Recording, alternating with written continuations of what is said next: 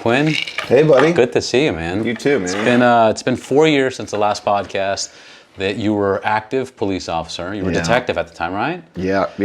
And we did the podcast. We talked about your history about riding in the San Fernando Valley and growing up and how things have changed. And now recently we were at Escondido. I love the way you say it with me. And I saw that now you're collaborating with BMW. You're the brand ambassador for BMW. Before we get into catching up, how do you introduce yourself? I mean, you were bomb squad, you were detective, you were police officer. Oh, I think for all that, I was a cop for X amount of years, a little under 20 years. I was a cop. I think that's the easy, I don't know how many people really care to hear my diatribe of, well, I did this and I did that, and the older I get, the more I'll probably throw all that in there. You talk to anybody who was a cop 40 years ago, and they'll give you the long list of stuff they did, because saying you were a cop is like saying, well, I was a doctor. Well, it's like, well, what, were you an ear, nose, and throat guy? Were you a brain surgeon? Were you a podiatrist? What, a chiropractor? So, Yeah, one of my favorite sayings is, the older you get, the better you were. Back in my days, and when I was a cop, and we used to do this. And there's less people to call bullshit on it. But that's true. Yeah. But I think there is some truth to it nowadays. 'Cause like our time versus the back in our days. You really had to know how to jumpstart a car or siphon your parents' car, which was an interview that I was listening to yours of Rider Magazine. And you would siphon gas at the age of 7, 8 years old to get your motorcycles going. Yeah. Well, so you learn how to do that, and you learn the hard way. And I will tell you, I've swallowed more than one full mouthful of gasoline, which at 9, 10 years old, and it sucks. Yeah. And pardon the pun, but you definitely learn one of two things. Get a longer hose or get a clear hose. Yeah. Clear hose is always useful. Where'd you get your hoses back then, by the way? I think they were just either old garden hoses. I may have, for all I know, I can't remember. Hose? Yeah, I may have pulled the garden hose off, thrown the water out, really did a bad job. And my bike probably had water in it. When you're 10 years old, I barely remember cleaning the air filters on those things back then. Yeah. And it's funny now, I was joking with a friend of mine, because now I have these vintage bikes that go out once every couple months at most. And they're meticulously managed. This thing, I'll look at it and be like, maybe it needs this, because I have more time and money to tinker with it than I do time to go ride it. But back then, I just ride every day after school, and I didn't maintain the damn thing. I had an 81 RM125, and I realized it was called, the air filter system was called a twin air. Yeah. Okay, it had 2 air boxes. Yeah. And anyone that had, I think 81s, 82s, they had, and maybe 83s, they had this double air box. Well, I didn't even understand that. So I only ever cleaned one air filter. Yeah. And then when I sold it, somebody's like, dude, this air filter. It's fucked up. I was like, oh, there's an air filter over there. I had no idea. That's how ridiculous, but nowadays, I'll clean it just to clean it. And it's clean from the last time I didn't ride it, so. Do you think there's something there? Because I was very irresponsible with my bikes growing up. I didn't service them and take care of them as much, but they fucking ran great. I don't feel like the trick. I don't feel like it was an irresponsibility, because I loved my motorcycles more than anything. I think it's just, and I even see it today. I'll go look at somebody that's look at a bike, somebody selling a bike, and I'll look at their attention to detail, and it's just not there. I'll look at a bike and I'll be like, I could clean that thing. And I don't just mean pressure wash it, but I like to get in with toothbrushes. And when you start taking parts apart, take the wheels off, take the seat and tank and fenders and pipe, it gives you access to cleaning other aspects of the motorcycle. So I'm a big fan of taking things apart, and when you do take them apart, clean the hell out of them, put them on a little brass wire wheel so that you really, I get stupid, because this space is my, I put some music on, I shut the door, and my wife and kid know, oh, Dad's, in La La Land, and this is my little time machine. So I'll spend time in here, and back then I just wanted to ride, So I think it was a lack of real attention to detail as a kid, and I just wanted to go riding. So, and I'll cut into my phone so we can get you talking about what you're talking about. Yeah, so right now, as far as, I'm a big vintage motocross fan, and I have a KX500. That's vintage, but it's not really technically vintage. Guys that have old CZs and Makos would say, that guy needs to shut up. That's not a vintage bike. This is an 81 YZ465. And again, racing, that's technically not vintage. It's post-vintage. This is a YZ490. This is an old SC500 Yamaha, a 74. So that's vintage, technically. But everything else in a modern KTM. Shit, we're vintage. Yeah, we're vintage, man. Absolutely. We're vintage. That picture was at Glen Helen. There's a club called OSSRG, Old School Scrambles Racing. Really cool group of people. Older group. The tracks aren't so rough. It's the truck track at Glen Helen, and I would race open expert, vintage open expert, post vintage open expert.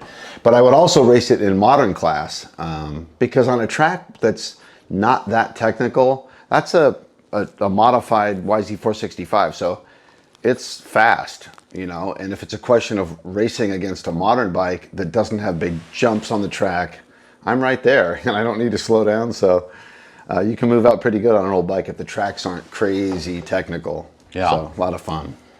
So what moves you? I mean, currently, now at this age, you know, you're retired from the police. Yeah. You're training these classes, but that's a job. You know, you love your job.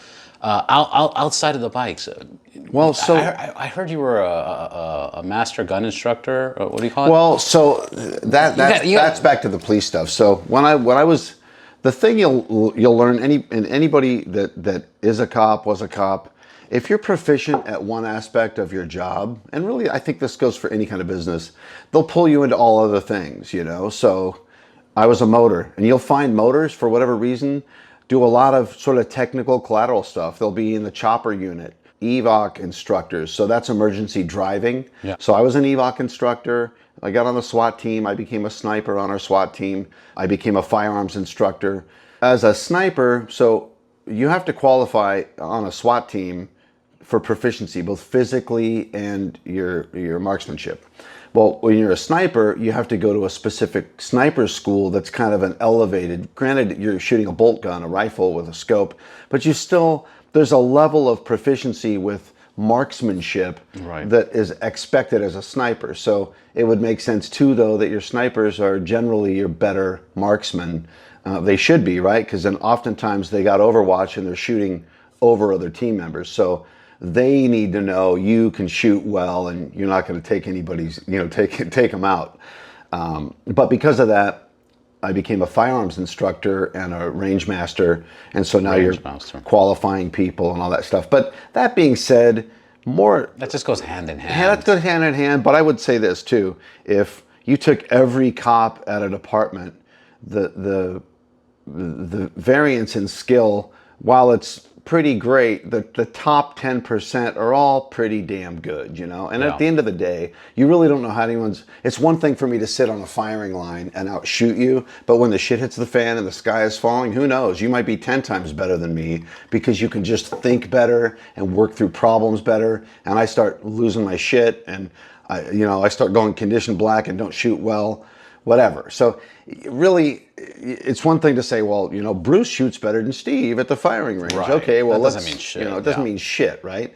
So I was a firearms instructor, but some of these guys, that are tactical dudes and been in combat, I would walk behind those guys, with, I'm just a cop.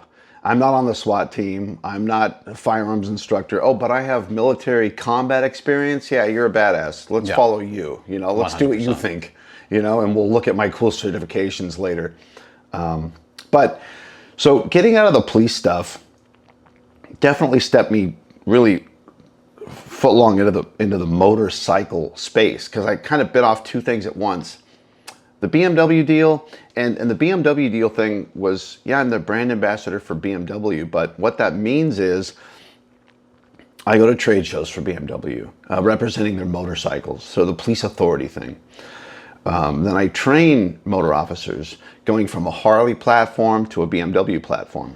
When you train, people are hiring BMW and you're the instructor they send out, or you train privately additionally? I do both. Yeah. So for example, in Canada, so in the United States, you're an agency and you guys just bought a fleet of BMWs and you were a Harley agency. They will send me out there to transition their key instructors, teach them how to move from a Harley to a BMW. Right. This is not a sales pitch. This isn't, the Harley's not good at X, Y, and Z, and the Beamer's better. Like, the sales pitch is done, right? Each bike has picadillos. They're different. The Harley is fantastic at certain things. The BMW is fantastic at certain things. I need to educate you on what that transition looks like. In the United States, BMW pays for that. In Canada, it's a separate deal. So Toronto Police Services bought a fleet of BMWs and they said, hey, we want to be trained on these things. Well, BMW doesn't offer that. So in that case, they reached out to me and I have my own separate training that I do, police motor training with Quinn Redeker. So they hired Quinn Redeker, the individual, and I flew out to Toronto and trained them. It's the same thing. Right. But in the United States, BMW pays me up there. You're an independent. Yeah, I'm just independent up there. So it's a little bit different. The gig is the same. It's just, the money is, they got to pay me directly. Yeah. So that's one of the pieces of the gig, which is a lot of fun. And then I'll also, let's just say you're an agency that's interested in maybe looking at BMWs. Then they'll pay me to come out, show you the bike. I'll do a presentation. We'll hang out at your training day. I might ride patterns with you and just show you the difference between the bikes, Yeah. I have huge respect for Harley Davidson, and the guys that run Harley Davidson, like the reps that are out in the field, are great friends of mine. And when we go to an event and that event's happening and I'm there and they're there, we're hanging out, You guys bust each other's balls? It's exactly. Well, definitely we do talk a lot of shit, but that's part of the love. Love hurts. Yeah, I mean, at the end of the day, too, we're all cops, so that's kind of, and I will say, that's probably one of my favorite things about this job with BMW is motor cops, and I can't give you all the whys, but being a detective, being SWAT, being just a patrol cop, and being a motor cop, there's a bond, a brotherhood, a sisterhood, a fraternity connected to motor cops that, in my experience personally, I haven't felt in any other facet of law enforcement. And I don't know if it's because if you've been a motor cop for 2-3 years, you've almost been taken out by 200 different people driving to work or whatever, not paying attention. So we've all survived. Right. So we all, but as police officers, we have that shared experience. But as motor cops, we also have sort of a different level of shared experience. And I love motor cops. They're immediately smart asses. As once they know you're part of the club, they will bust your balls, and they're good at it. And they're all good at it. Yeah. And they're all just dicks in a way that just makes you laugh, because I'll tell you a short story. So I went out to Pennsylvania State Patrol. They have a drill team. Drill team is different than just motor cop. Yeah. These guys are a little elevated in their skills. They do specific training. They're the ones, if you've ever seen, back in, it seems like I've seen videos from like the 20s and 30s and 40s where you'll have like a row of 10 motor guys, and they'll come at each other at an angle and just rip right through each other and like keep going. It looks pretty simple, but when you're there and you watch it, you're like, oof, one wrong move by one of them, and you're going to have a lot of broken bones. Yeah. So I'm out there, and I walk in, and they have this, it's almost like a frat house. Yeah. You can't, I don't even know if patrol cops can get on the grounds that they train on. Like, I had to, be escorted in through a gate and then into their clubhouse. And it's just got couches and refrigerators and pictures of guys that have been there before you. And they're all sweaty. They've been working, right? And they're all sitting on their couches. And I walk in, and I'm the BMW guy, Not great. I'm from California. Strike two. You know, and so this guy. and so I'm just standing there like, hey, hi, you know, bright-eyed and bushy-tailed, hey guys, and they're just looking at me, and they're all and these guys are salty fuckers, and they're all with their buddies, and all of them, I'm watching all of them politely bite their tongue, but you can see it's like, you know, when somebody looks at you and you want to be like, what, because you know they're thinking something. All these fuckers are just tearing into me in their heads, and you can just see it, you can feel it. And but they didn't know me. They were, you know, they didn't want to be dicks, right? So the next day comes and I'm there, and then it starts happening, and they just start fucking tearing into me. And I realized, and this was one of the first gigs with BMW since I retired that I had, and I realized how much I loved that. Yeah. You know, because at the end of the day, if I'm going to start fucking with you like that, we're friends. Absolutely. I like you. We're cool, you know? So as soon as you get that, people might not appreciate because, you know, it needs to be an inclusive society. No, these guys started fucking tearing into me and they were laughing and I fucking loved it, you know? And then my presentation, they all come out, they're all looking at the bike, and I started my presentation. I said, hey, listen, just important while we get going, if you don't remember anything that I say, all of you, just pay attention to this. Fuck you, fuck you, fuck you. And I just went around and I just started. Gave everybody their fuck yous. And they were quiet for a second. And then they all just started laughing. And one of the guys is like, all right, fuck you. You're all right. You're all right. You know, and ever since then, I realized there's something about these particular men and women that I connect with. And it's motorcycles, yes, it's police work, but there's a certain sort of sharpness and edginess to them that I identify and connect with. So having the opportunity with BMW to get to do that, you know, I went up to Seattle, saw the Seattle PD Motors, and they're like that. I go down to Florida, I go over to Texas, I go to Virginia. They're all like that. Yeah. And I mean that in a positive way. And whether it's at a motor comp or just at an agency, and that's different, you know. And even LAPD, I went down and hung out at the Coliseum. Their drill team, there's 30 guys, and they're fuckers, you know. Yeah. They're sharp, smart, nice, capable, smart asses, you know. And so. I don't mean to go on a long thing with that, but I realized in this journey over the last couple of years with BMW, I think, you know, I think I kind of found my people in a weird way. Because I've often said in life that you have situational friends. I got into trials motorcycle riding, and I would meet certain people that also did trials riding. But outside of that, I don't, you know, like they're cool. But I'm probably not calling you if I'm not going trials riding. Right. You know, I ride a unicycle. I've met some other people that ride unicycles. Really? Not really my people.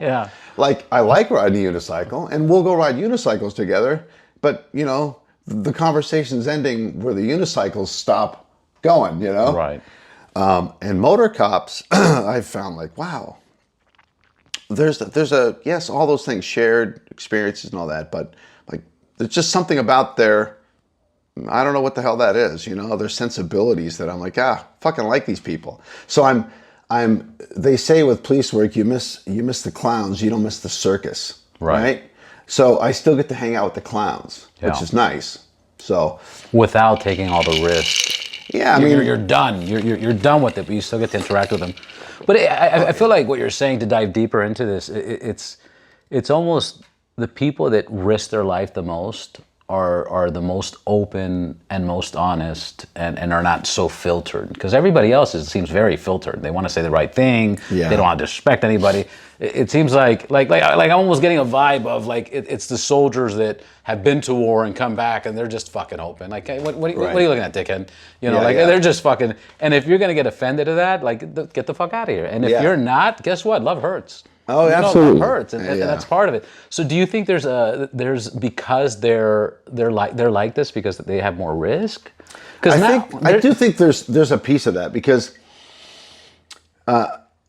if you're a motorcycle rider on the regular, you realize it's fucking dangerous, right? 100 times more dangerous than a car. Now imagine, and I won't go through the long story, but just imagine now you're doing what you're doing on your motorcycle, but now you're listening to the police radio for crazy shit going on in the city. You're trying to find violations. You might get a hot call and need to go to an active robbery going down.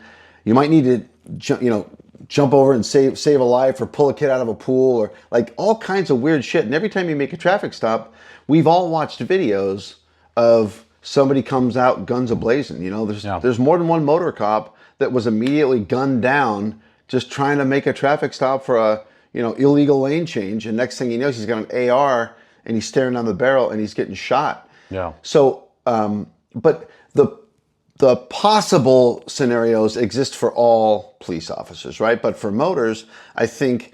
Well, it's different because you explained it on the last podcast where it's like you're going to pull somebody over.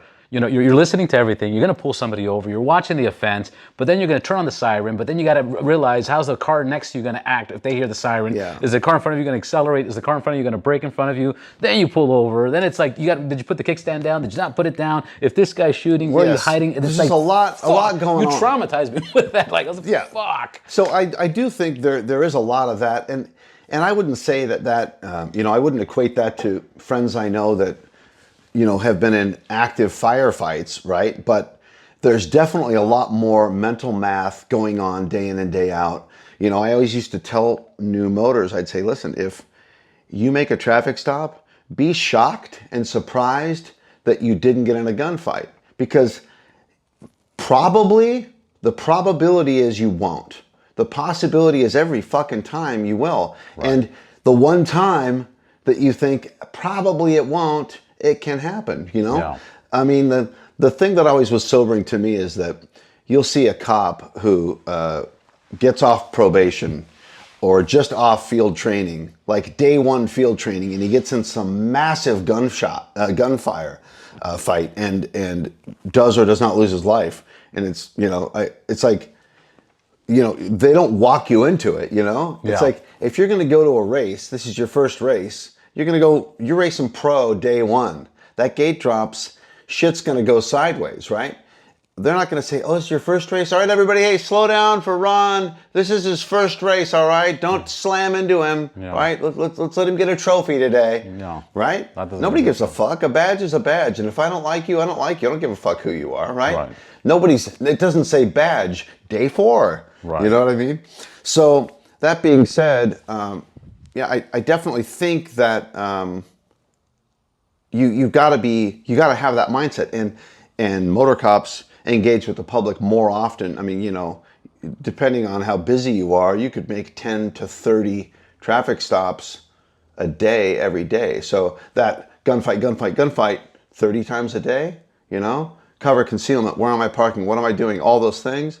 The first 6 months of motors, you're exhausted. You go home and it's like your brain just like, because you don't want to, it's like, I almost crashed. Like you think about all the things you're doing, Almost drop the bike. Yeah, the coordination of it. Definitely drop the bike, all that stuff. So, but I don't have any of that. So when I drive, I see traffic stops, or I hear my buddies when I'll be somewhere at a motor competition. And they'll be like, oh man, I didn't get to practice yesterday because I had to work overtime at a DUI checkpoint.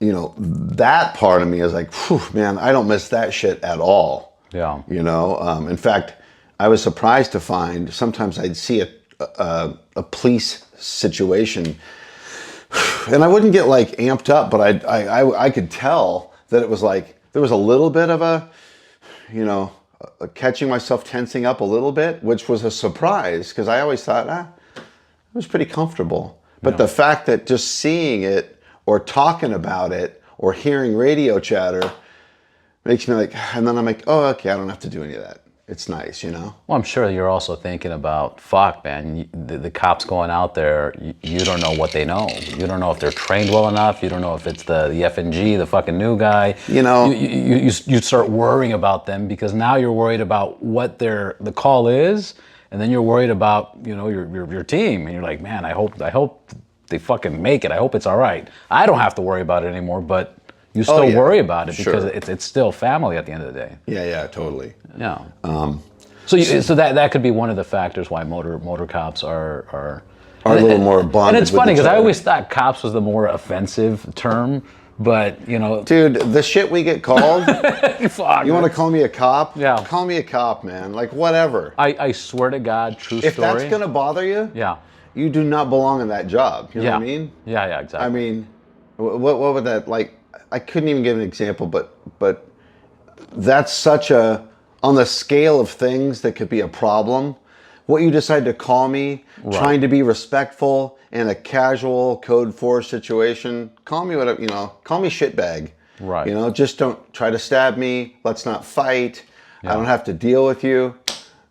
Shitbag's great. I'm cool with that. Let's go with that and we'll all get on with our fucking day. How about that? Yeah, that's kind of, so yeah, that nobody. Right. Nobody cares, it really. shouldn't. Yeah. True story. Swear to God, 2 days ago, I wake up, I'm getting my 5-year-old ready. I go, what do you want for breakfast? He goes, Bob's, I want a police officer diet. And I go, police officer diet? He goes, yeah, I want a donut. And I was like, shit. I was like, oh, police, okay. Right. You called it that? I'll get you a fucking donut. So I got him a donut. But I liked how he defaulted to that. I was like, random question. Not random because it's based off what we're talking about. When, and then we'll get off the shooting and the fucking negativity and the police thing.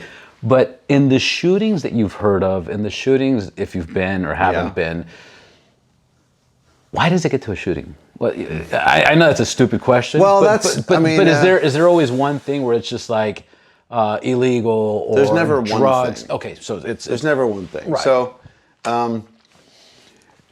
boy, that's a big question. How do you get into a shooting? So, the question we want to back up to and ask is, why would my gun be out? Okay? Right. Not every encounter requires my gun getting out. And understand that that's a subjective scenario because depending on who you are and what you think is happening, because so much of police work and so much of criminal statutes have to do with mindset. So if I didn't know I was committing a crime, depending on what it is, right? So you could be mentally incapacitated. Mistake of fact. There can be a lot of reasons why you did something that in the stages of it are crime. But based on your understanding at the moment, at the time, and the way you articulated what you thought was happening, it's not a crime, right? So meaning that mindset is everything. Well, so let's say somebody right here is standing there and they're threatening and they're really big and you're 6'10", professional jiu-jitsu guy, and I'm a 78-year-old lady, okay? So I know we're talking about police shootings, but understand that we're both going to perceive that big, scary guy differently. Just his voice could intimidate me and make you be like, yell at me all you want, bro. I'll wrap you up like a Christmas present. Right. And as soon as I hear it, I'm terrified, right? And then I see a knife. Well, I've watched a lot of Dateline, right? I'm 78 years old, and my husband, Harold, he was a fireman. And Harold always told me, blah, blah, blah, blah, blah, and be careful, and here's a gun. Harold was a good guy. Sorry to have him go. But I might just grab my gun right now and shoot him and kill him. Right. And I'd be justified. Well, wait a minute. He didn't attack me. Well, what did he say? Well, he just said that I was bad and I deserved to be killed. So did he say he was going to kill you? No. Was he moving toward killing you? No. But he was big and he was loud and I feared for my life and then he brandished a knife. Maybe I get off. I shot and killed him and he was just shooting his mouth off. Turns out he's just the gardener of the neighbor and he thought we stole his radio that was sitting over there on his lawnmower and he was pissed at you. Right. But I got scared and I shot him. Okay. Quick question. Did he have the radio on him? We don't know where the radio is. Okay, just I'm mixing it up. So the point in that silly scenario is that a good shoot? Well, yes or no. It's going to take a jury understanding, what did I know? What did I think? What did I understand was happening? My narration, and I guarantee you that the story I told about what was happening, if you isolated that and you told your story of what was happening, you'd have a very different conversation about how I felt at the time. Was I in immediate danger for my life? All those things. Did I fear for my immediate my immediate welfare in life? And did I think I was about to be killed? Right. You'd probably say, nah. Oh, the guy was bitching. Right, he was like pissing and moaning. He had and pulled out a nail clipper and this crazy old lady shot him. Exactly. Right. So different perspectives, different situations. Wow. Good shoot, bad shoot. If you would have shot him, bad shoot. If I shoot him, good shoot. Same time and place, same person saying the same thing to two different people. Good shoot, bad shoot. Okay? No. I'm generalizing, right? And it really is going to come down to the jury and how good your lawyer is. So now we're cops. We go to a situation. We go to deal with this guy. We got a complaint. This guy's causing a disturbance. That's all you get. At the end of the day, too, let me just say this. The dispatchers will do their best to get whatever information they can from whoever's telling the story, right? But it's only as good as the person telling the story. If this old 78-year-old lady was telling this called 911, she'd probably tell a different story than you would. Right. So now, once you've been a cop for a while, you realize the story that the dispatcher gets, it's as good as who's telling it, right? Right. So it's not accurate. Here's what we hope is accurate: the address. All other bets are off. You know, you're not going to walk in there. The guy might have an AK-47 and he's popping people. Right. And he's taking a break when I roll up to reload. And I don't know what's going on. I went to a disturbance call and I walk in and I get shot and killed. So shame on that dispatcher for not getting me all that information. Meanwhile, I'm laying out, bleeding out, dead. So you learn pretty quick. There's no such thing as what you're going to is what it's a this or that. Nah, ignore all that shit. Right. This is the address. Park appropriately, be ready for a gunfight. Depending on how I interact with this guy, I will get into a shooting. So what I would say is, and there are others when it's an active shooter, some guy in the mall is firing rounds. You're gonna go in there and dump him. That's the deal. You have to do that. We train for that, right? So a school shooting, you jump in, you fucking put yourself in there, and if you're gonna get shot, you're gonna get shot, but you signed on. You just fucking go. You go. If your partner gets dropped, you go over your partner and you keep moving. Like you just stopped the threat, right? Yeah. Think of all those little kids in there, right? Yeah. That's what you signed on for. And you trained for it. So it's not a question of you needing to do mental math. What should we do here? We already did the math on that. We already trained for that. You go. So that's different. But you say, so in my estimation, in my opinion, one of the challenges with police work is you end up with a lot of fucking agitated people. And those agitated people, if not managed properly, can turn into a shooting, for sure. That's not to say that people don't, I used to say, so they'd say, as a sniper, are you willing to shoot somebody? I mean, we got to know where's your head at, because we're talking about going to a call, putting your scope on somebody's cranial vault, being ready to dump them. And I'm sitting there in the turret of our armored vehicle, and I'm ready to dump this person. If this, then that. And you've worked through a lot of that stuff. But I always said, I'm not shooting this person. They're getting themselves shot. And there's a difference there. So in my mind, and you can say what you want about that, but in my mind, I know what those thresholds are for me to pull the trigger on my sniper rifle. And if you meet those things, if you do A, B, and C, I will do D. This is what it looks like. But I'm not going to create the scenario all on my own that gets you dumped. That being said, police have been criticized with absolutely showing up, riling up a situation, getting somebody agitated, or simply getting in their space so immediately that they create an exigency and then they have to take action. And I've done that. So I've been detained in 3 different countries, okay? Neither of them have I been handcuffed. Very politely, hey, I was in Cuba and I was flying a drone. I don't know why. I was like, I'm gonna fly a drone over a communist island on the main strip because it was my first trip in Cuba and I had just traveled from Russia and I got there. So now I have a US passport with a Russian stamp and I'm flying a drone through the Malecón of Cuba. From the inside of a 1954 Pontiac, right? Nice. I don't know how, but they knew what car I was in. They watched everything. Right. They pulled me over. The police officer ran next to the car, and he looked at me and he goes, like, he looked at me like he was in trouble. He's like, please, bring down that drone right now. Bring it down. And I was like, okay. I was gonna like launch it into the ocean, right? Right. So I bring it down, and then he goes, okay, I'm gonna jump in my police car. You guys stay in your car. Follow me to the police station, and we'll talk. And no handcuffs or nothing. Went to the police station. I was there for 8 hours. What? 8 hours, but free, in and out. I was able to walk out, smoke a cigar, come in, whatever, go to the liquor store. What the hell? 8 hours? I called the U.S. Embassy. The U.S. Embassy was still there before they had that whole hearing thing going on. Did you hear about that? Yes. So I called the U.S. Embassy. They're like, you flew a drone in Havana, Cuba on the Malecon. That is, you're going to jail. And we can't do nothing till you go to jail. And once you're in jail, we're very limited on getting you out. And I'm like, but you're going to jail. That's great. Hey, listen, man, unfortunately, I can't help you till you go to jail. Yeah. And then once you go to there, I really can't help you. Yeah. No, literally, that's what they were saying. So I was there for 8 hours, back and forth, never handcuffed, never arrested, never anything.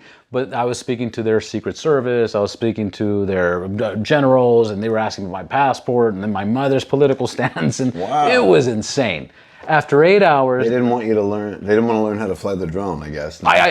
That was hilarious. So a guy was taking a picture of the drone, like, all lab coat and stuff. And I go, you want me to turn it on? And everybody at the same time screamed, no! Like it was a bomb. It was insane. Anyways, they said, look, we're going to hang on to the drone. You're free to go. We know what hotel you're staying at. Once you leave Cuba, we'll just pick up the drone and get out. And the last day, I pick up the drone, I go to the airport. When I go to the airport, they don't even have computers in the airport. It's all paper, right? Okay. So I walk through the little door thing, and I give the lady my passport, and she looks at my passport, and she goes, oh, hold on one second. Going through the paperwork, and she goes, oh, wait there. And she dials a number, and two guys come, and they physically lock the fucking doors. There's no, automatic buttons. They lock me in there for 2 minutes. A detective comes out, walks me in. He goes, hey, Roberto, come on in. We start talking in Spanish. He goes, oh, your mom left before Fidel Castro. I'm like, oh, fuck, this is, who knows what this is going to be, right? Anyways, they go, we're just going through your luggage. We're making sure you took the drone with you and you didn't leave it on the island, ... How was your stay, blah, blah, blah, ... Wonderful. And that's it. And they found the drone, they let me take it, and that was it. Amazing. Nice. But the point was, I was never handcuffed. I was never thrown into a car. I was never into the floor, whatever the case is. Right. I was in Armenia, same thing. Armenia, I'm just walking, minding my own business, and I had a pocket knife. And this one guy in Armenia is like, hey, something. And I'm like, what? And he goes, and I see he's pointing. I'm like, yeah, pocket knife. He goes, ugh. And then the military and the police and all these people come, and I'm like, what's going on? And then, my ex, she comes out. She was at a store. She's like, what's going on? And they're like, hey, you can't bring a knife and this, that. And I go, what's going on? They're like, they're calling a police car. You're going to jail. I was like, I've seen people with machine guns and bazookas, and there's tanks right behind you guys. And you got I got a pocket knife. A car comes, not handcuffed. I'm not handcuffed. Right. Car comes, hey, come, get in. And I don't understand what they're saying. Guy sits next to me. Another guy sits next to me. The other guy's smoking cigarettes. These guys are cruising the streets of Armenia. I'm like, fuck. I heard this jail sucks and it's disgusting. Right. Blah blah. So anyways, 20, 30 minutes later, they get a phone call and they pass me the phone. I'm speaking to somebody in English, and they said that the judge called. Blah blah blah. To pass the phone to the guy next to him, and the guy next to me goes, okay, got it. Boom, click. They stop in the street, open the door. There was other police officers there. They asked me to get out. The other police officers got in the car. They took off, and I'm just by myself in the street. I'm like, fuck, And then when I was a teenager... Where was your pocket knife? Did they give it back to you? Okay, so then they dropped me off there, and that was it. They took my pocket knife. Okay. The next day, to go back to that story, the next day, I'm like, fuck. And that was the day I was tired of the country. I was like, I gotta get the fuck out of here. Yeah. So we canceled our flight because she wanted to stay longer. And I was like, I didn't want to fucking be here any longer. I just want to get the fuck. And that was the day I got arrested, but I didn't get arrested. And that's the day I went on a tour with the police, right? Right. So the next morning, I'm like, fuck, man, I can't wait. I just want to leave. I'm going to get some coffee, whatever the case is. A car rolls up to me. He goes, beep, beep, hey. And I'm like, now what? And some dude rolls up and hands me a paper bag, and I'm like, the fuck? And he peels off. And when I open it up, my knife's in there. And I'm like, fuck, well, thanks. I've had that knife forever, right? That like crazy shit, right? That's wild. And then the last one was when I was a teenager in TJ, you know, back when it was, you know, all the American, my brother was in the Navy. You know, a cop, you know, pulled me to the side. I got in a fight, whatever. Doesn't handcuff me, robs me, takes my chain and my money, but doesn't handcuff. And my point is that's funny. Do you think that from what I've seen police interactions with the public in other countries, it's I feel like it's not as aggressive as in America. In America, it's like if it gets to a certain point, it escalates pretty quick. And right, yeah, I could say, you know, put your hands behind your back, now you're handcuffed, you know, driving or whatever the case is. But I feel like that default is too aggressive. Why is it so aggressive? Well, so the whole thing about, so as far as interacting with the public, so I can detain you, and that doesn't necessarily mean handcuffs. So if I say, hey, Roberto, listen, you're not free to leave. I need you to sit down over here. Whatever, you jaywalked. I'm going to write you a ticket. Right. You know, I wouldn't necessarily make you sit for that. You know what? I got to tell you one more. Yeah. Because this is the recent one in the U.S. All right. So in the U.S., I was this was last year, a year and a half ago. I was renewing my passport, and I went to, there was a hold on my passport that I had to clear up, and I went and I cleared it up. Now I'm traveling the next day, or I'm traveling Saturday, and I was going every day to the federal building on Wilshire. Right. So I'm going, and I haven't told this story. I know the agent. They handcuffed me, and now we're best friends now, you know. But he's been waiting for me to tell the story. So, which we'll come back to that. So I'm going to the federal building almost every day. And they're like, nope, they're still holding your passport. They're still on a hold on your passport. I'm like, shit, man, like, what's going on? What's going on? So anyways, Friday I get there, and I'm waiting, and I already had so many documents of, you know, stuff, and the release is going, you know, off my passport, this, that.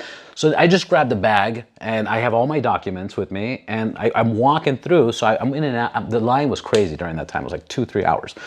So now I'm about to enter the building, and so, you know, guard says, hey, you're entering a federal building. Do you have any weapons of mass destruction? And I'm like, no, bro, I don't have anything, right? So as I walk through the scanner, I'm cool. The guy scans my bag, and he goes, beep, beep, beep, beep, beep. And he goes, what do you have in the bag? I go, I don't have shit. I just grabbed a bag, you know, like whatever. Anyways, they grabbed my bag, and I had a buck knife, like a pocket knife, you know, like 3 inches, 2 3/4, and something like that. Not even, like, minimal. And they're all, bro, you shouldn't have brought this today. And I was like, what? We're under inspection. Put your hands behind your back. They get all the people, and they're like, everybody back up, back up. They make a huge scene. They fucking handcuff me for a small knife, right? Then they sit me in the patio. They sit me in the patio in front of everybody. They don't take me to a room. They sit me in the patio, and now I'm sitting there for like an hour and 45 minutes. And then my hat was like this. I was like, can you lift my hat up? They're like, sorry, bro, we can't do anything. I go, dude, I got to go to the bathroom. Like, sorry, bro, we can't do anything. And I was like, dude, my shoulder's fucking hurt. They're like, sorry, bro, we can't do it. I go, what are we waiting for? And they're like, Homeland Security. I go, Homeland Security, you know? And they're like, yeah, man, you know, you shouldn't have brought a knife. I go, bro, I swear to God, look at all the documentation. I've been here every day. I've seen you guys. Like, I had no idea. It was like thrown in the back pocket. And they're all, sorry, bro, whatever. Anyways, Homeland Security comes. This guy's like fired up. What? What's going on? He brought a knife, this, that. Oh, he's going to go to jail, this, that. And the other guy's like, the guy's like, we know, like, you know, I already kind of. So they calm him down. The guy looks at me and goes, I'm going to run your record. If anything pops up,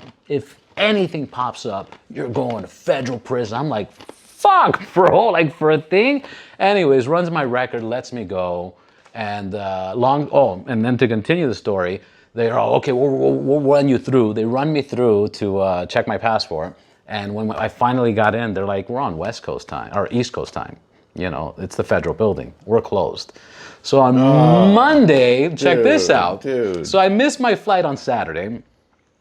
Monday, I show up early. I'm waiting in line. As I'm waiting in line, the security guard, one of the guards see me, and they go, hey, what are you doing in line? I go, bro, I'm trying to get my passport. He goes, you don't have to wait in line, bro. You waited on Friday, man. Let me walk you through. I was like, oh, shit, that's cool, right? So he walks me through. They're like, hey, your passport's released. We're going to give you your passport.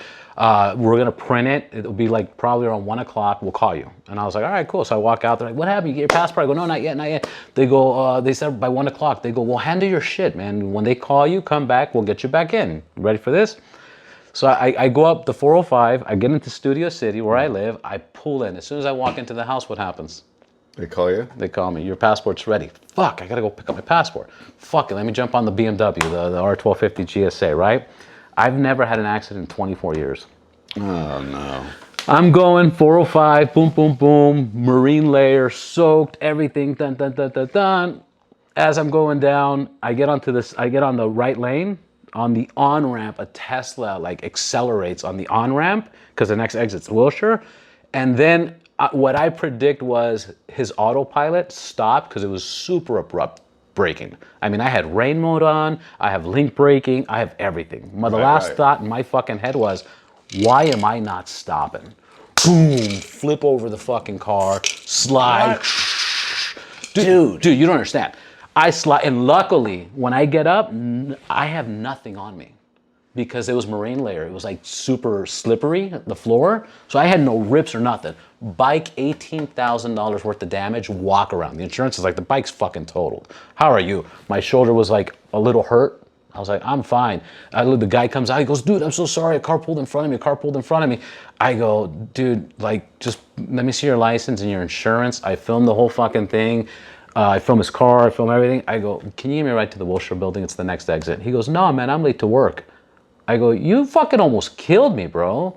He goes, yeah, bro, sorry. So he takes off. Anyways, I get my fucking passport and then I take a flight the next day.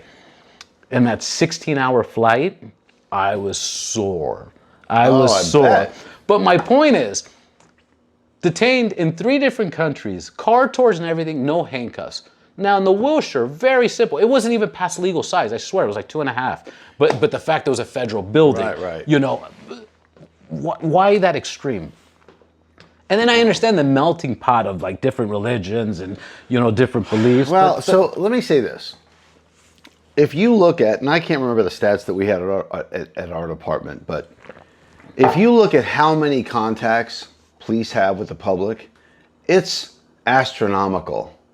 And if you look at how many of those don't result in a use of force, or how many arrests are made that don't result in a shooting or any use of force, statistically, you'd be pretty damn impressed. Like, right. I will say this. So before I get to your specific question, I will say this.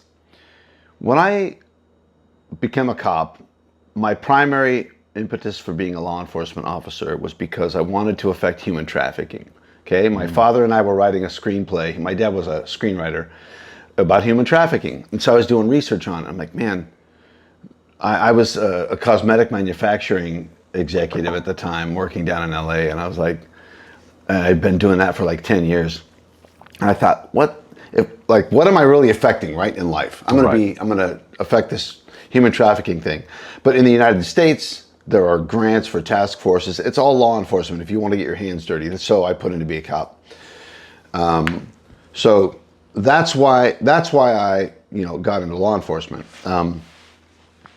And my thought about police officers at the time, because I didn't know any cops, my family weren't law enforcement, is that they were kind of like what TV portrays, kind of like a former linebacker, kind of rough around the edges, good Christian, a little judgy, pickup truck. Some of that's accurate. The pickup truck. Dirt bikes in the garage. Right.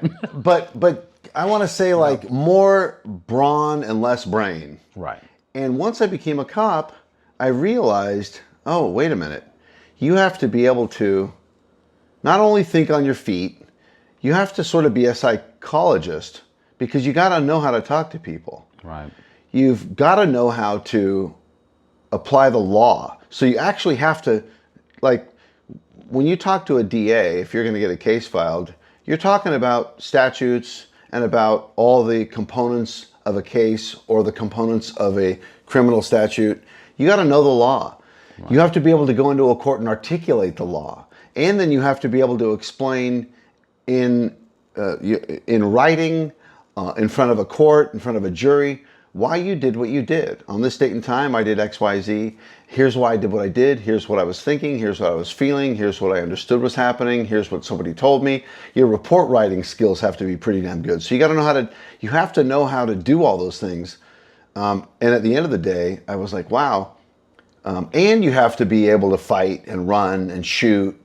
So you do need the football player, kind of, boxer, MMA guy. So the combination is a weird, and let's just also talk about, you're a first responder. So I need to know CPR. I need to have a tourniquet on me. I need to know how to stop the bleeding. I need to know how to get into the car because we don't want you to burn to death in your car accident. So think about that. Think about that individual person.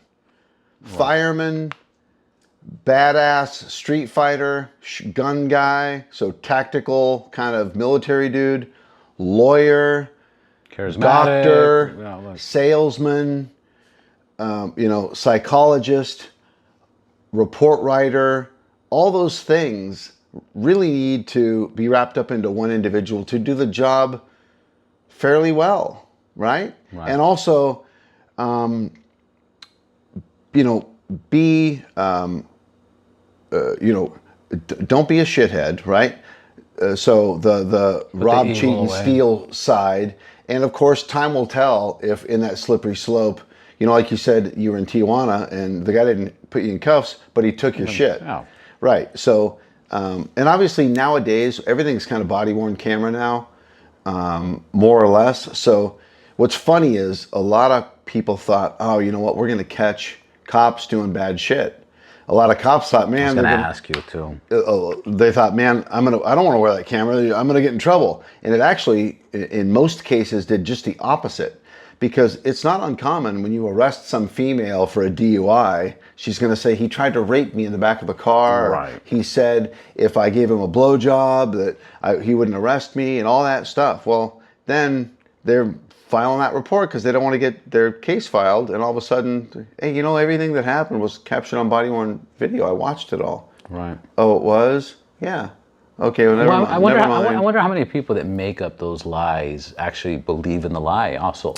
I don't know that they believe in the lie, but I think maybe it works. Well, they imagined, whatever. I think they believe in the power of the lie. I don't know if they actually are suddenly, wait a minute, I was drinking and driving, I just got arrested, I think he just put me in the back of the car and raped me. There are benefits to lying in some cases, unless it's documented, and we can all watch the tail of the tape, right? Right. But I'll just say that I think by and large, in my experience, so I gave police officers more credit than I originally did when I realized, and that's the other thing.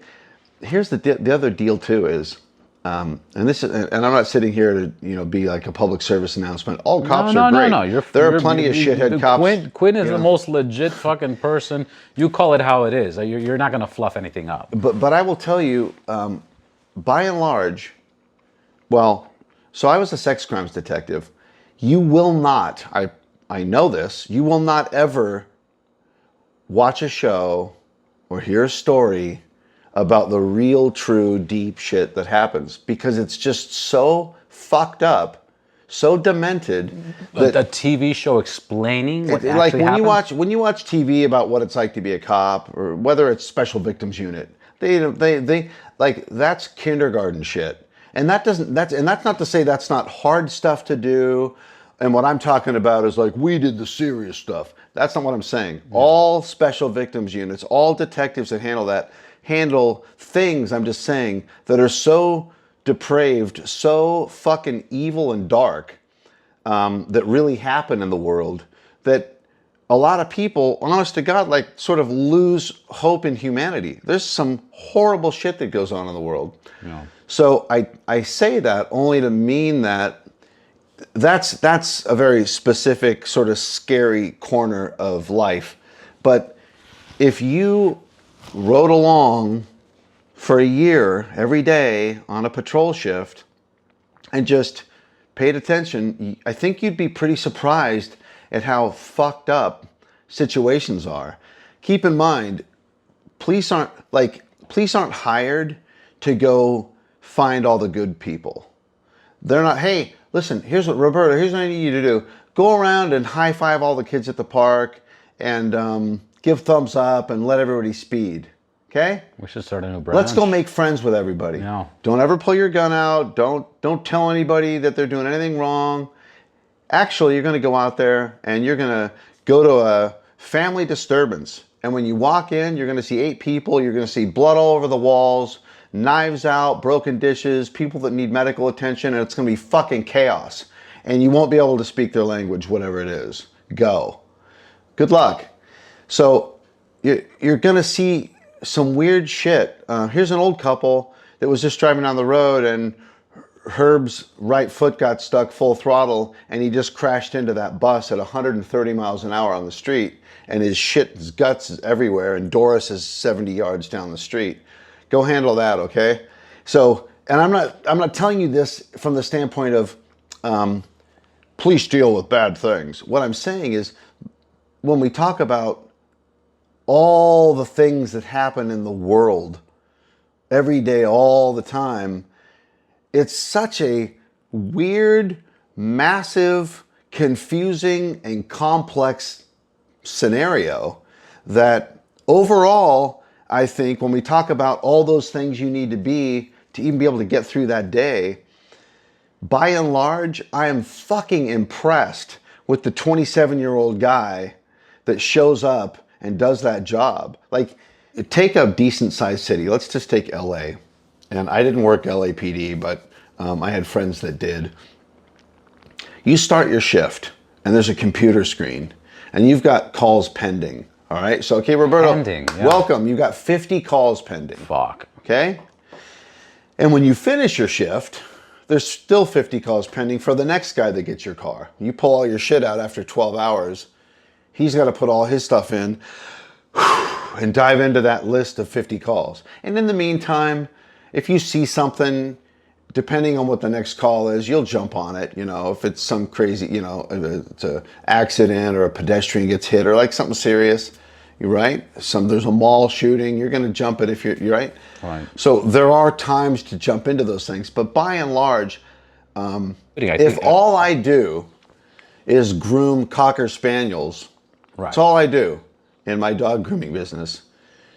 How many dog bites have I had? Well, I've had 7 this year. What kind of dogs? Well, they were all fucking Cocker Spaniels. Cocker Spaniels are bad. Right. You know? No, they're not fucking bad, but that's all I deal with is Cocker fucking Spaniels, right? So in my community, all the uses of force I've ever had were with white dudes. Right. You know?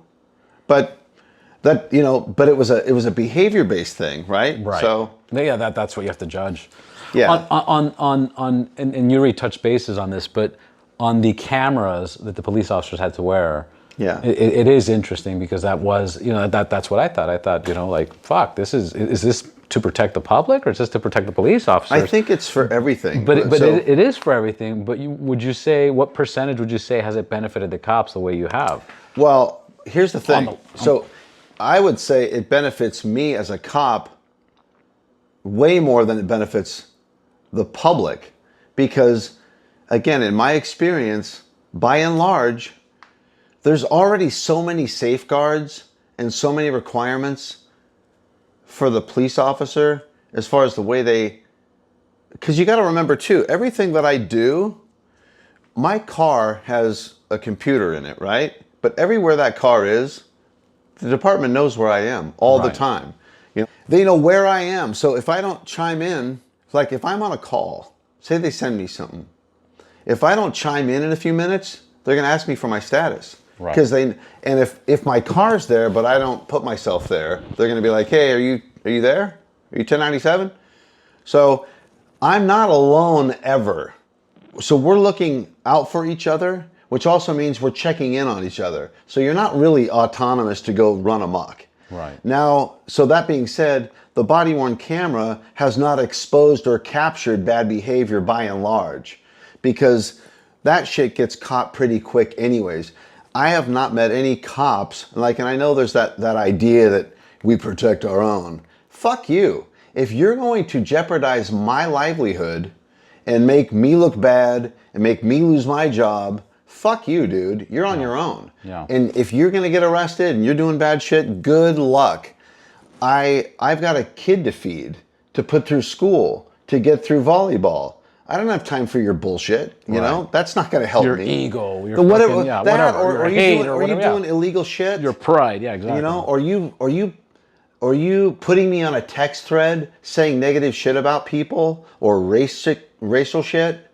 Any of that stuff. I don't want to get any of that shit on me. Get that you know what I mean? Like, and I'm not alone. Cops do not tolerate that shit because departments can't afford for that shit to happen. Everything's capturable. Watched and captured, everything's being watched. So now you add body worn, and now when in my report I say Roberto was being hostile and he told me to go fuck myself and he was going to stab me.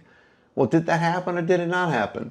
Because Roberto and his buddy Ron that was there said that you didn't say that. Now it's 2 against 1. Right. And even though I'm a cop, I'll lose that.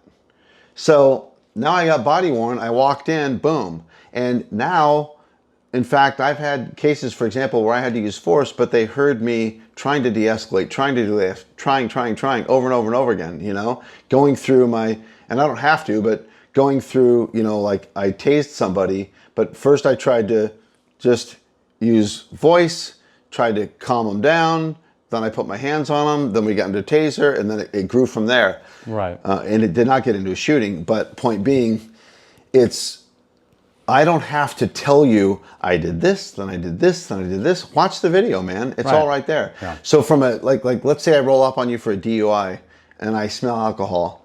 I check your eyes, it's all in the camera. And I can see when I get nystagmus, like early onset, I can see your eyes starting to bounce around. I get you out. Instead of saying on step number 6 of the 9-step walk and turn, he stepped offline, it's all captured right there. Yeah. So now talk is cheap, you know? Maybe you don't trust the cops, but watch the video. Watch the video. Listen to what they said, you know? Question, I heard that they're considering taking away eyewitness testimonials away from the court systems because they're so flawed and people, the way people, like you were talking about, the way people, you have 3 different people and they describe a situation, it has nothing to do with nothing. It's so fucking random. Well, yeah, I don't know. You know, when you put somebody in in like a high stakes situation, you know, and they get amped up, there's a lot of sort of the psychological component that plays a role, and there's a lot of math that, you know, and a lot of science behind what you do remember, what you don't remember, or how your brain connects things that isn't actually accurate to what happened. It was an orange car, it turns out it was a blue car, you know.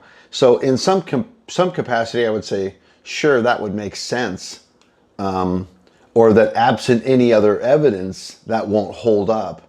Right. Just having expert, you know, is it expert testimony you're saying? No, just testimony. Eyewitness testimony. Eyewitness, okay. Yeah, just somebody like, I saw it, you know, I was hiding behind the car. It's like, well, you were hiding behind the car. I think in some cases, though, you depending on the type of case that it is, you have very specific and accurate witness descriptions of things, you know? Right. You know, Rob owns a hair studio and he's cutting hair, and every day he sees this thing and he watches and he sees something that's a little out of, you know what I mean? And suddenly this thing happens, and because it's unusual, he really keys in on it, and he gives you, I'm blown away with some of the witness their ability to give me specific details. And, you know, that's corroborated when maybe I find video or something. Right. Like, man, they really knew what they saw. Because there's some things maybe that are really arbitrary. Like, you know, like a car flying the other way. Well, what kind of car was that? Fuck, I don't know. But now you see something in your neighbor's driveway and you see a car you've never seen before. You're like, oh, it was like a tan El Camino, and it had yellow marks. And I remember by the gas cap, which was on the driver's side, because I've never seen that. It was, you know, it was different. It was unusual. Right. So those types of things, I think, do exist and will continue to exist. So to say they would get rid of that, I guess they're trying to filter things out. Capturing, how you were talking about getting stuck in threads, or people, you know, friends starting threads, and they put you in it. And you're like, oh, I'm gonna get the fuck out of here. What do you think about that? Because you have your daughter. I have my boys.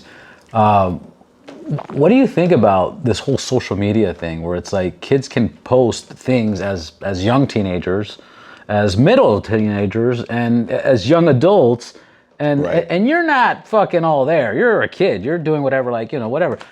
For example, somebody can, election comes up and be like, my president won, and now you're posting about that, and now 10 years from now, people are gonna be like, hey, on your social media post, you had this, you had that, you had that. Do you think that's an appropriate way to, I mean, it's not that if it's appropriate or not, it's gonna happen one way or another. Well, I think we're talking about two different things.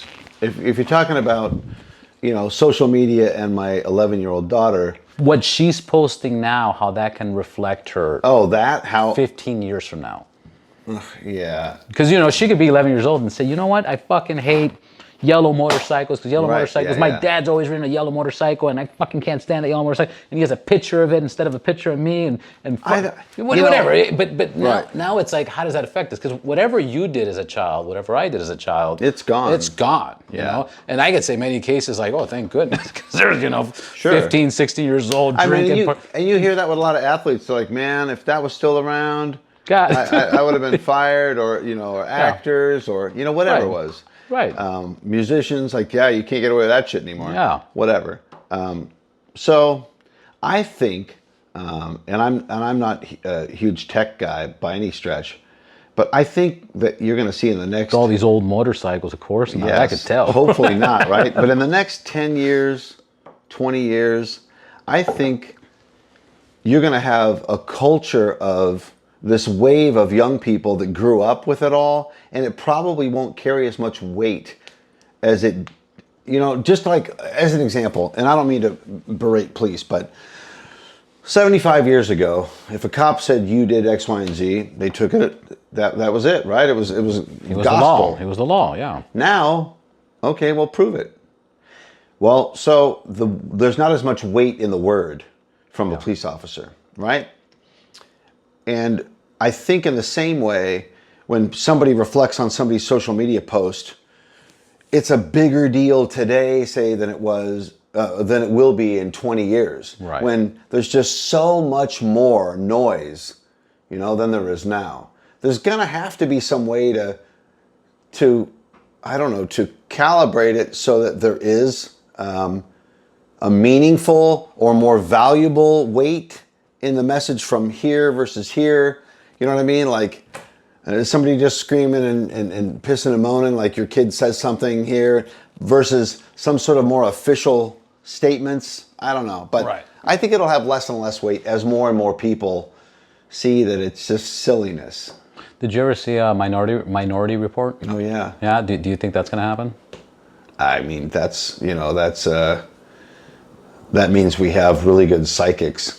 Right. And that doesn't exist just yet. But you don't think with the the searching and the somebody grabs a phone, they're like, how do I get rid of a body, and what kind of paper should I do, like. Well, I mean, Minority Report what was predicting. Yeah, the precognition characters could say this person's going to commit this crime on this date and time.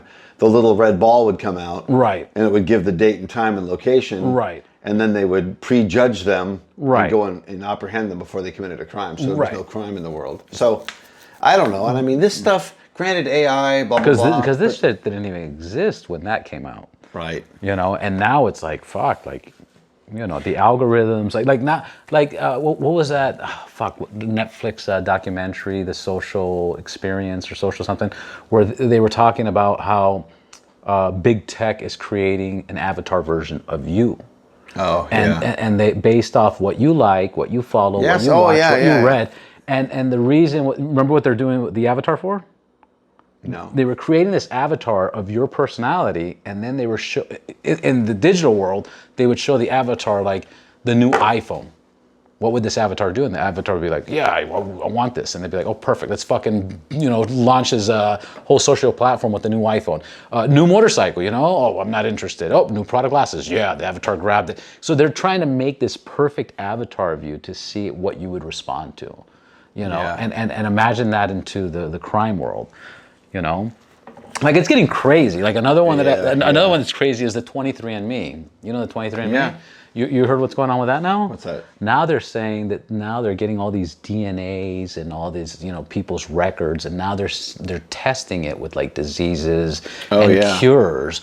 And basically what the master plan for this in 10, 15 years is they'll be like, hey, in your family's genetics, you have this, that, you're going to develop this, that. We created a cure for a subscription price of that. And they'll be able to sell you stuff before you even get stuff. Or they'll be able to get you sick, so you'll need stuff to get, like, it's fucking... Yeah. I don't know, that, again... It depends on what side of...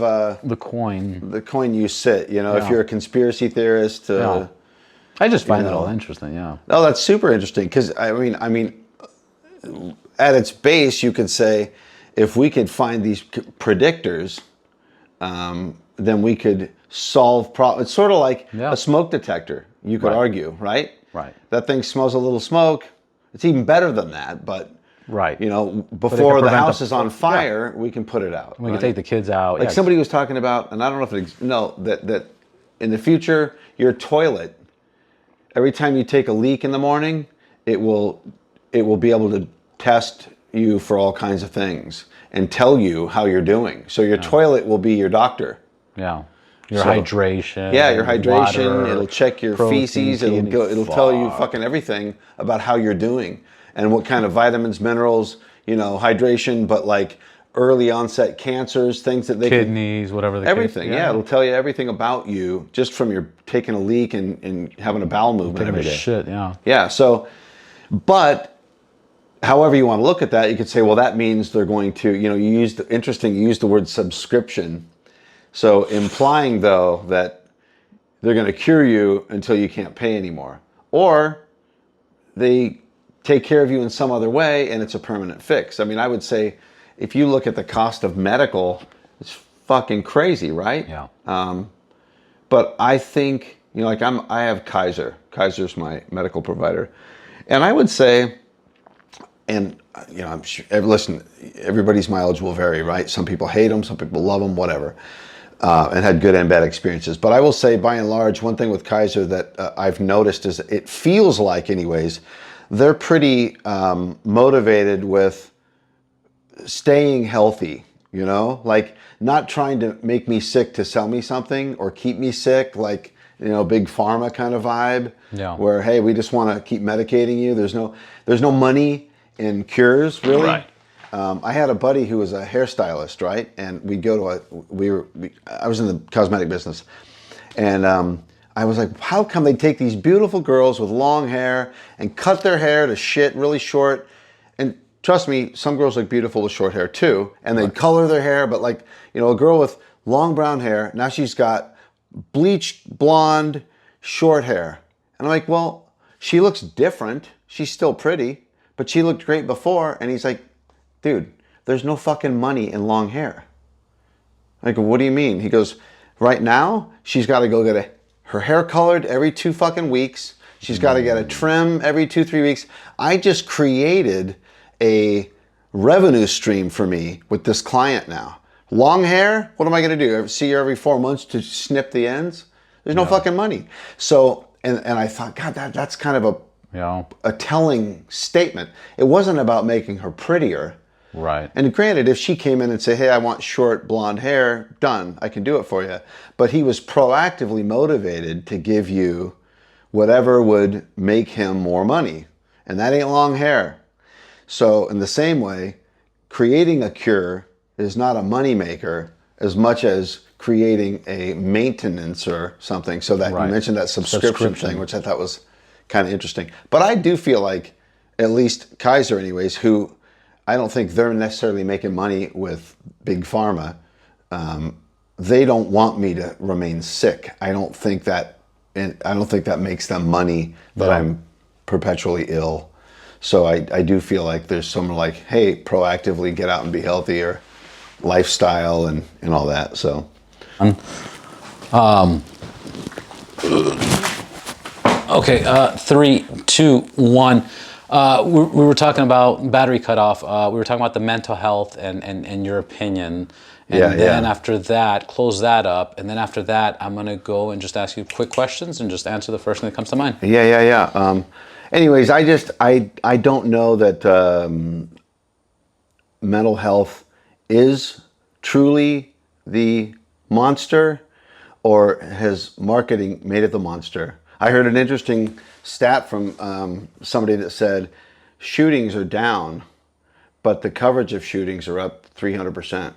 Shootings are down, but the coverage of shooting is up. Yeah. So the narrative. Right. But rapid questions. Yeah. Just answer first thing that comes to your head. Favorite motorcycle movie? You know what's funny? Shit. Hold on. Let me think. So what was it? The Bike Riders. Bike Riders. The recent one with Tom Hardy. Yeah. I actually like that because it's not really a motorcycle. If you're going to make a motorcycle movie, then it's about motorcycles, and as a motorcycle rider, I'm going to scrutinize every little fucking thing. But that one with Tom Hardy, the backdrop was motorcycles, and I just thought they did it was a good movie. It was a good movie. You know, great actors. Yeah, good. Obviously, great actors. Nice story. But that's one of that's one of the best motorcycle movies I've seen as far as being made as it wrapped around motorcycles. That being said, when I was a kid, the movie I had to go see was Megaforce. I haven't seen that one. It's a good one. Megaforce, and I don't know if Chuck Norris was in that, but they were this like futuristic, desert military force, and they were riding. Like I think Mad they were Max kind of deal, but sort of. But they were more Flash Gordon-y, badass, and they rode dirt bikes in the desert, and they would shoot rockets out and stuff. It's horrible, but you should see it just because it's of a certain, I'm of a certain age, and I was a little kid, and I was like, oh, it's a motorcycle movie? I liked everything motorcycle, so I had to see Megaforce. Okay, favorite police movie? Favorite police movie? Oh, cop movie, sorry, cop movie. Cop movie? Oh. Gosh, I don't... Maybe Fargo? Fargo? Because any movie that's really a cop movie, I feel like, I don't want to say gets it wrong, but the level of lack of, how do I put this? Reality versus what they're allowed to show you would just offend everybody and make everybody uncomfortable, I think. So like anyone that's really a cop would be there are aspects of, like what was it? Colors? Was it Colors? Yeah, Colors. Early with Robert Duvall and Sean Penn. There were aspects of that I thought were great. Or Training Day. I was gonna say awesome. Training Day, fucking. But it was a great movie. But I don't think really, I don't know that. I mean, and maybe there's some gangland L.A. detective dudes that work dope that are like, fuck yeah, that's how it was. Yeah. So I can't speak to that. But in my experience, those movies don't resonate quite as much for me. What about, which is actually one of my favorite movies of all time. It's probably the movie that I've seen the most, but LA Confidential. What did you think? What do you think of that? I loved the movie. But it was too much of a movie. Yeah, but I loved it. But I didn't see it really as a cop movie. I know it was a detective movie. Yeah, right. A detective movie? No, I don't know. I couldn't, yeah. And then, since the man cave thing going on, favorite drink? Do you drink? You drink occasionally. I drink, but I'm just a beer drinker. You're a beer drinker. Mean, when I was drinking a lot more, typical cop. It was vodka sodas. Vodka sodas. Vodka sodas with lime. They were easy.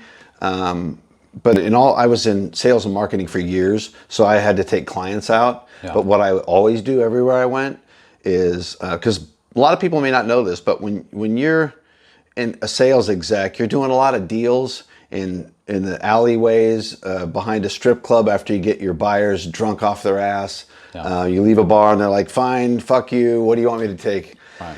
So I would drink rum and cokes in a tub glass, and since I was paying, I would explain to the waitress, listen, I'm going to get rum and cokes every time I order one or anyone orders me a rum and coke. Bring me a Diet Coke in a tub glass. Charge me for a rum and coke.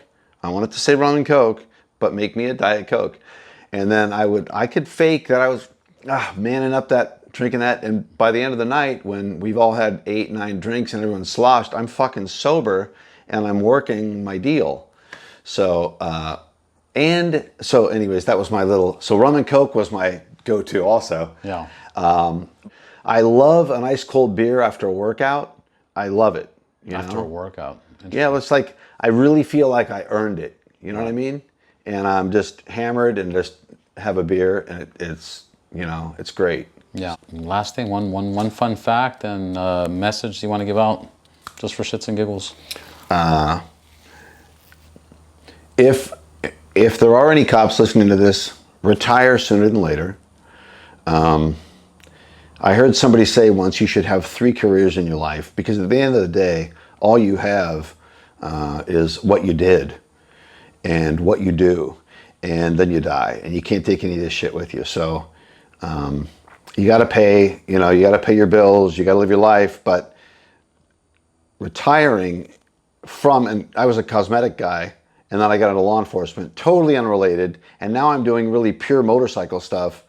Getting to discover and explore new things along the journey as I get older has been just a really cool thing. And you start to learn, you know, like it's really about discovering new things and exploring. And so that's kind of where I'm at. So if we bump into each other, that's where my brain will be at, is continuing to move down the river and see what the hell's down around the next bend. So that's awesome. Quinn, you're blessed. Hey, brother. It's good seeing you, man. Absolutely. It's been too damn long. Yeah, I told you, I'm putting it on camera. I'm documenting this. I want to do the cones. I feel I can do the cone. All right. I was going to ask you last time, but my pipe was burnt with rubber. That's right. That's right.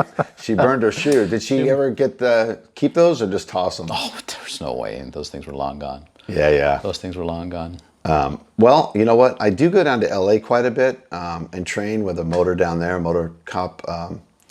So we could maybe coordinate that. Yeah, please. We'll have you down. Oh, I could bring cameras, record it, get some more content. Try it out. Let's do that. So we'll do that. All Absolutely. Right. Cool. Thank you, man. All right, brother.